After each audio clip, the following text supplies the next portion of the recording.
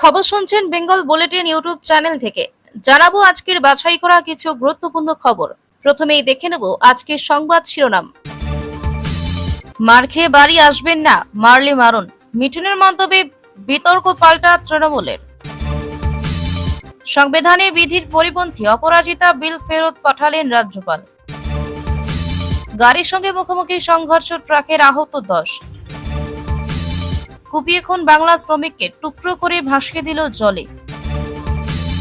বর্ষায় ভেঙে পড়ল স্কুলের ছাদ, পরপর মৃত্যু একাধিক পড়ুয়ার। 5 ঘন্টার বেশি কোথাও জল থাকছে না, শহরে জল যন্ত্রণা প্রসঙ্গে বিজেপিকে তোপ ফেরহাদের।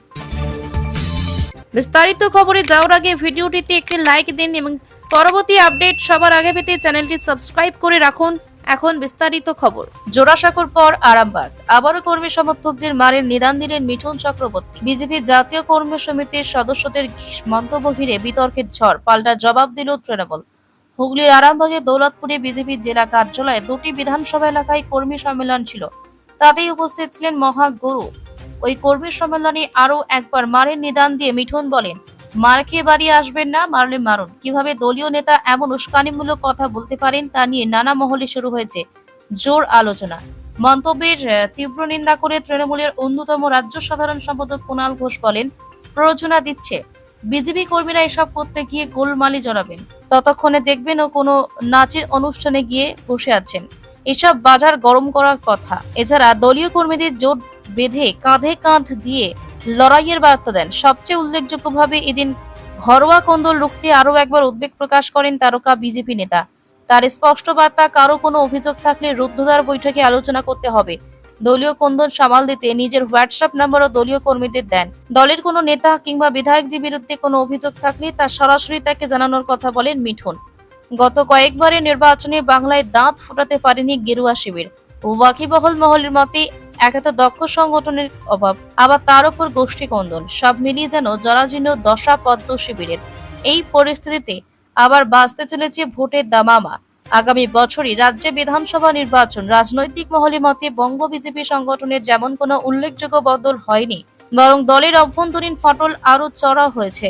বৃহস্পতিবার মিঠুনের উপস্থিতিতে চেতলাই মন্ডল কমিটির দুপক্ষ হাতাহাতিতে জড়ায়। এই আবহে বারবার গোষ্ঠী কন্দল বলে কাঁধে কাঁধ মিলিয়ে কাজের বার্তা দিয়ে মিঠুন যেন প্রমাণ করছেন বঙ্গ বিজেপির গলায় কাঁটার মতো বিচ্ছে ঘরোয়া দ্বন্দ্ব।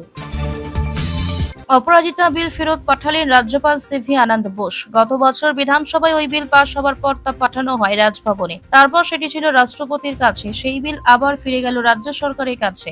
রাজভবনের তরফে দাবি করা হয়েছে ওই বিল সংবিধানে নির্দিষ্ট কিছু বিধির পরিপন্থী, এমনকি শীর্ষ আদালতের রায়ের পরিপন্থী বলে দাবি করা হয়েছে। অন্য সব বিল রাজ্যপালের কাছে গেলেও রাজ্যপাল নিজে সংবিধান এবং আইন দেখে সই করেন, কিন্তু এটি স্পর্শকাতর বিষয় সংক্রান্ত বিল হওয়ায় কেন্দ্রের এবং রাষ্ট্রপতির কাছে পাঠানো হয়। সেখান থেকে ফেরত পাঠানো হয়েছে বিল। বলা হয়েছে সাম কনস্টিটিউশনাল কনসার্নস। এই কথা মাথায় রেখে বিল ফেরত পাঠানো হলো। গত বছর আগস্ট মাসে আরজিকরের এক তরুণী চিকিৎসককে ধর্ষণ করে খুন করা হয়। এরপর বিধানসভায় বিল পাশ হয়। বর্তমানে যে আইন আছে তার থেকেও কড়া শাস্তির কথা বলা হয় এই বিলে। তাতেই কেন্দ্রের আপত্তি রয়েছে বলে সূত্রের খবর অপরাজিতা বিল নিয়ে নবান্নের থেকে কয়েকটি বিষয় জানতে চেয়েছে রাজভবন। রাষ্ট্রপতি ভবন থেকে রাজভবনের কাছে এই বিষয়গুলো জানতে চাওয়া হয়েছে। বিল ফেরত পাঠানোর পরেই সরব হয়েছে তৃণমূল। প্রশ্ন তুলে সোশ্যাল মিডিয়ায় পোস্ট করেছেন শাসক দলের মুখপাত্র কুণাল ঘোষ। তিনি লিখেছেন, ধর্ষণ খুনে মৃত্যুদণ্ডকে অতিরিক্ত নিষ্ঠুর সাজা বলে চিহ্নিত করে আপত্তি করল তারা। এটা সত্যি হলে তীব্র প্রতিবাদ রইল। ভরবর্ষায় হুড়মুড়িয়ে ভেঙে পড়ল স্কুলের বাড়ির ছাদ। মরুরাজ্যের শালাওয়ারের পিপলদি প্রাথমিক বিদ্যালয়ের ছাদ থেকে ধসে মৃত্যু হলো 7 শিক্ষার্থীর। ধ্বংসস্তূপের নিচে এখনো বহু শিক্ষার্থী আটকে রয়েছে বলে আশঙ্কা করা হচ্ছে। ধ্বংসস্তূপে চাপা পড়ে আরো স্কুল পড়ুয়ার পরিস্থিতি সংকটজনক হতে পারে বলে মনে করা হচ্ছে। দুর্ঘটনার সময় স্কুলে 60 জন পড়ুয়া হাজির ছিল। জখম হয়েছে অন্তত 30 জন স্কুল পড়ুয়া। খবর স্থানীয় সূত্রে।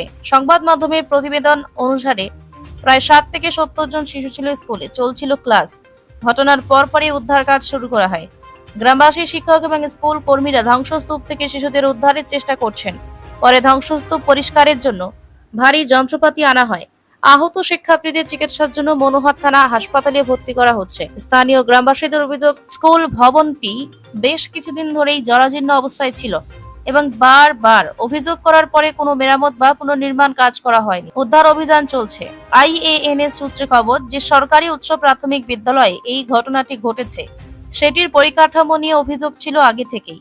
বাড়িটি বেশ পুরনো, বেশ কিছুদিন ধরে অবস্থাও ছিল অত্যন্ত জীর্ণ। স্থানীয়রা জানিয়েছেন, গত কয়েকদিন ধরে টানা ভারী বৃষ্টিপাত চলছে, তাই হঠাৎ ছাদটি ভেঙে পড়েছে। সেই সময় 60 জনের বেশি শিক্ষার্থী শ্রেণীকক্ষে উপস্থিত ছিল। ধসে পড়ার সময় বিকট শব্দ হয়, ধুলো এবং ধ্বংসাবশেষ এলাকা জুড়ে ছড়িয়ে পড়ে। সাহায্যের জন্য অপেক্ষা না করে গ্রামবাসী এবং স্কুল কর্মীরা তখনই উদ্ধার কাজ শুরু করে। আটকে পড়া শিশুদের উদ্ধারে কাজ শুরু হয়। আহত শিক্ষার্থীদের ব্যক্তিগত যান ব্যবহার করেই মনোহর থানার কমিউনিটি হেলথ সেন্টারে নিয়ে যান স্থানীয়রা। বাচ্চাদের মধ্যে অনেকের অবস্থা গুরুতর বলে জানা গেছে। রাজস্থানের মুখ্যমন্ত্রী ভজনলাল শর্মা আহত শিশুদের যথাযথ চিকিৎসা নিশ্চিত করার জন্য কর্তৃপক্ষকে নির্দেশ দিয়েছেন। মুখ্যমন্ত্রী শোকবার্তায় এক্স পোস্টে লিখেছেন, ঝালাওয়াড়ের পিপলদিতে একটি স্কুলের ছাদ ধসে পড়ার ফলে ঘটনাটি অত্যন্ত বেদনাদায়ক এবং হৃদয় বিদারক। আহত শিশুদের যথাযথ চিকিৎসা নিশ্চিত করার জন্য সংশ্লিষ্ট কর্তৃপক্ষকে নির্দেশ দেওয়া হয়েছে। রাজ্যের শিক্ষামন্ত্রী মদন দিলওয়ার এই ঘটনায় শোক প্রকাশ করেছেন এবং উচ্চ পর্যায়ে তদন্তের দাবি জানিয়েছেন। মহারাষ্ট্রে কাজে গিয়ে খুন হলেন উত্তর 24 পরগনার বাদুড়িয়ার এক পরিযায়ী শ্রমিক। মৃতের নাম আবু বক্কর মণ্ডল, বয়স 33। অভিযোগ, তাকে নৃশংসভাবে কুপিয়ে টুকরো টুকরো করে বস্তাবন্দি করে জলে ফেলে দেওয়া হয়। অভিযোগ পাওয়ার পর তদন্তে নেমে মহারাষ্ট্রের ভাসি থানার পুলিশ একটি ডোবা থেকে তার দেহ উদ্ধার করে। গতকাল রাতে মৃতদেহ বাড়িতে আনা হয়। বছর 33-এর আবু বক্কর মণ্ডলের বাড়ি বাদুড়িয়ার নারায়ণপুর গ্রামে। কয়েক বছর আগেই তিনি মহারাষ্ট্রে গিয়েছিলেন, সেখানে রাজমিস্ত্রির কাজ করতেন। ভাসি থানার ওয়াশিগাঁও এলাকায় স্ত্রীকে নিয়ে থাকতেন তিনি। জানা গেছে, গত রবিবার সন্ধ্যার পর থেকে আবু বক্কর মণ্ডলের কোনো খোঁজ পাওয়া যায়নি। মোবাইল ফোন বন্ধ ছিল। সেই দিন এবং পরের দিন খোঁজাখুঁজির পর না পাওয়া গেলে ভাসি থানায় অভিযোগ দায়ের করে তার পরিবার। এরপর ভাসি থানার পুলিশ তদন্তে নামে। গত মঙ্গলবার তিনি যেখানে ভাড়া থাকতেন তার থেকে বেশ কিছুটা দূরে একটি ডোবার ভেতরে বস্তাবন্দি অবস্থায় তার দেহ উদ্ধার করে পুলিশ। দেহ টুকরো টুকরো করে বস্তায় ভরে ফেলে রাখা হয়েছিল ডোবায়। পুলিশ তার পরিবারকে সেই দেহ দেখালে পরিবার শনাক্ত করে।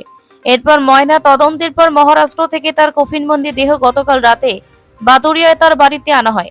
দেহ বাড়ি ফিরতেই কান্নায় ভেঙে পড়েন আবু বক্করের মা বাবা সহ আত্মীয় পরিজনরা। তার পরিবার দোষীদের শাস্তির দাবি জানিয়েছে। মৃতের জামাইবাবু শাহানুর গাজী বলেন, আমরা দোষীদের ফাঁসি চাই। কেন পরিযায়ী শ্রমিককে খুন করা হলো তা খতিয়ে দেখতে মুখ্যমন্ত্রী মমতা বন্দ্যোপাধ্যায়ের কাছে আবেদন জানিয়েছে মৃতের পরিবার। গতকাল রাতেই আবু বক্করের দেহ কবরস্থ করা হয়। জানা গিয়েছে, ভাসি থানার পুলিশ এই খুনের ঘটনার তদন্ত শুরু করেছে। কেন আবু বক্করকে খুন করা হলো তা নিয়ে কোনো কুল কিনারা খুঁজে পাচ্ছে না মৃতের পরিবার।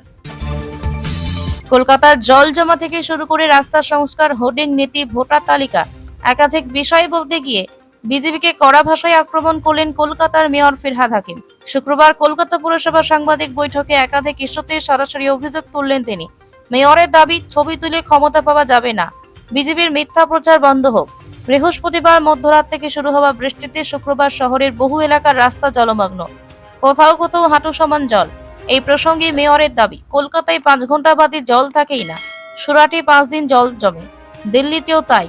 আর বিজেপি ছবি তুলে জল জমা দেখিয়ে প্রচার করছে, কিন্তু বাস্তবে জল নামছে। আমাদের দায়িত্ব শুধু ছবি দেখানো নয়, বাস্তবে কাজ করা, আর সেই কাজটাই আমরা করছি। ক্ষুব্ধ ফিরহাদ এও বলেন, কেন্দ্র একটা টাকাও দেয় না, পাম্পিং স্টেশন করতে প্রচুর টাকা লাগে। মনে রাখবেন, আমরা ম্যাজিক জানি না, তবু সীমিত ক্ষমতার মধ্যে যথাসম্ভব কাজ করা হচ্ছে। এই প্রসঙ্গে মনে করিয়েছেন যে এবারে পাথিপুকুর আন্ডারপাসের জল দাঁড়ায়নি। ফিরহাদ বলেন, যেসব এলাকায় বারবার জল জমে সেখানে পিভার ব্লক বসানোর সিদ্ধান্ত নেওয়া হয়েছে। ড্রাই স্পট পেলেই মেরামতের নির্দেশ। এছাড়া তারাতলা, গড়াগাছা, বন্দর এলাকা এসব জায়গায় জল নিকাশি নেই। পোর্ট ট্রাস্টকে চিঠি দেওয়া হয়েছে। রাজ্য সরকারের অনুমোদন নিয়ে শহরে বিজ্ঞাপন নীতিতে বড়সড় রদবদল করা হয়েছে বলে এদিনের সাংবাদিক বৈঠকে জানিয়েছেন মেয়র। তিনি জানান, শহরে মূল মোড়গুলোর 15 মিটারের মধ্যে কোনো হোর্ডিং বসানো যাবে না। মনোপল হোর্ডিং বাধ্যতামূলক করা হচ্ছে। মেট্রো সহ অন্যান্য সংস্থাগুলোকে বিজ্ঞাপনের 50% অংশ পুরসভার মারফত করতে হবে। হেরিটেজ ভবনে কোনো বিজ্ঞাপন নয়, ফ্লেক্সের পরিবর্তে পরিবেশ বান্ধব ব্যানার ব্যবহারের নির্দেশ। উৎসবের সময় ক্লাবগুলোকে হোর্ডিংয়ে নিজেদের নাম রাখতে হবে। প্রতিক্রিয়া জানিয়েছেন ভোটার তালিকায় নাম কাটা নিয়ে অভিযোগ প্রসঙ্গে ফেরহাদ বলেন, মহারাষ্ট্র বা দিল্লির মতো বাংলাতেও ভোটার তালিকা থেকে নাম কেটে নির্বাচনে জেতার ষড়যন্ত্র করছে বিজেপি। এটা ওদের পুরনো খেলা, কিন্তু আমি ওদের নাম কেটে নিতে দেব না। এই লড়াই সাধারণ ভোটারদের অধিকারের জন্য। পূর্ব মেদিনীপুরে ফের বড়সড় পথ দুর্ঘটনা। শুক্রবার বিকেলে পূর্ব মেদিনীপুরে শ্রীকৃষ্ণপুরে 116B জাতীয় সড়কে একটি গাড়ির সঙ্গে ট্রাকের মুখোমুখি সংঘর্ষ হয়। পুলিশ সূত্রে খবর, ওই গাড়িটিতে 16 জন যাত্রী ছিলেন। দুর্ঘটনায় ট্রাক চালক সহ 10 জন গুরুতর আহত হয়েছেন। পুলিশ ঘটনাস্থলে এসে আহতদের চণ্ডীপুর হাসপাতালে পাঠিয়েছে। আহতদের মধ্যে কয়েকজনকে প্রাথমিক চিকিৎসার পরেই ছেড়ে দেওয়া হয়। পুলিশ সূত্রে খবর, এদিন গাড়িটি যাত্রীদের নিয়ে দীঘা থেকে ফিরছিল। অন্যদিকে ট্রাকটি নন্দকুমারের দিক থেকে চণ্ডীপুরের দিকে যাচ্ছিল। সেই সময় শ্রীকৃষ্ণপুরে দুটি গাড়ির মুখোমুখি সংঘর্ষ হয়। সংঘর্ষের জেরে দুটো গাড়ি উল্টে যায়। আওয়াজ শুনে পুলিশ ও স্থানীয় বাসিন্দারা ঘটনাস্থলে ছুটে আসেন। পুলিশ দুর্ঘটনাগ্রস্ত দুটো গাড়ি উদ্ধার করেছে। দুর্ঘটনার জেরে নন্দকুমার দীঘা জাতীয় সড়কে কিছুক্ষণের জন্য যানজটের সৃষ্টি হয়। পরে পুলিশের হস্তক্ষেপে তা স্বাভাবিক হয়।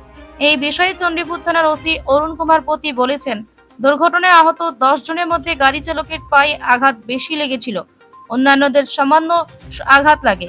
প্রাথমিক চিকিৎসার পরেই তারা প্রত্যেকেই বাড়ির উদ্দেশ্যে রওনা দিয়েছে।